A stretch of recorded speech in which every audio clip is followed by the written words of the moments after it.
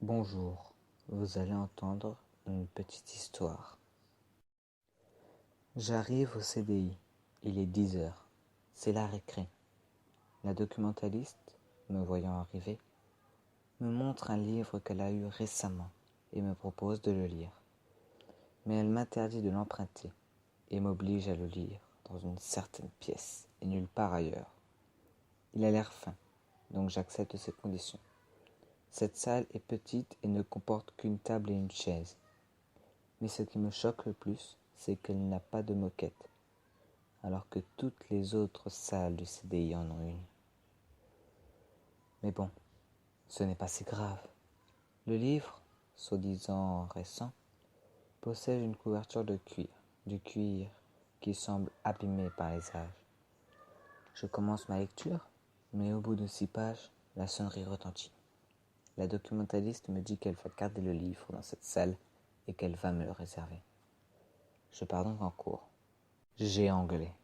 À ma table, je suis seul. Mon voisin est absent. Il est presque 11 heures, et c'est là que je m'aperçois que ça fait 10 minutes que je me gratte le bras. Pourtant, il ne me démange pas. Je m'interroge quand soudain la sonnerie résonne. J'ai fini ma matinée et je rentre chez moi manger. Il est 12h15. Mes bras me brûlent légèrement, comme un picotement. Je me rends compte, avant de partir, que j'ai continué à le gratter. C'est agaçant. Sur le chemin, je ne pense qu'au livre. J'ai envie de le lire. Je ne sais pas pourquoi. J'arrive au collège, le CDI est fermé. La documentaliste doit manger. Je pars en histoire. Il est 14h15. Je n'arrête pas de penser à ce livre. Je veux de plus en plus le lire. Mon bras saigne. Mais pourquoi est-ce que je le gratte? C'est la pause. Je cours au CDI. Il est ouvert. J'entre. Je vais dans la salle. La documentaliste me bloque le passage.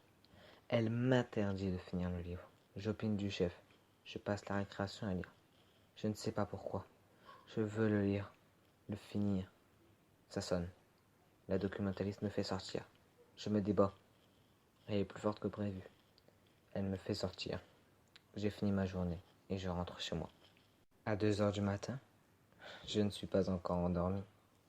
Vais-je seulement m'endormir? Je ne pense qu'à lui. Il m'attend. Il veut que je le finisse. Et je le ferai. 1 heure plus tard, je me rends compte que je pleure. Non, c'est des taches rouges. Alors je saigne? Ou bien est-ce un peu des deux? Je ne dors pas de la nuit. Il est 9 heures. J'arrive au collège. Le documentaliste m'empêche d'entrer. Je pars en mathématiques. À 10h moins le quart, mon voisin me demande si je vais bien. Je me rends compte que la moitié de la classe m'observe. Depuis le début de l'heure, j'arbore un grand sourire pendant que je m'arrache le bras à grands coups d'ongle. Les larmes coulent. Encore du sang. Je cours hors de la salle. Je ne tiens plus. Je veux le lire. J'arrive au CDI. Elle accepte que j'entre. J'esquive les regards curieux et malsains et entre dans la petite salle. Je le lis. Le dévore. J'arrive à la fin. Là, l'écriture change. Elle est d'une couleur marron-rouge qui ne m'est pas inconnue. Des noms. Ce sont des noms avec en titre. Merci pour leur lecture totale. Cette couleur, c'est du sang séché, comme celui de mes larmes. Et ce sont celles-ci qui scellent mon pacte, celles-ci qui me condamnent. La documentaliste passe la serpillière dans la salle.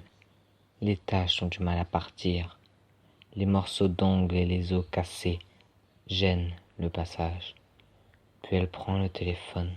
Une voix féminine l'interpelle. Bonjour, vous êtes bien à la médiathèque de Ça en fait 7. Bien, plus que 6 et le pacte est scellé.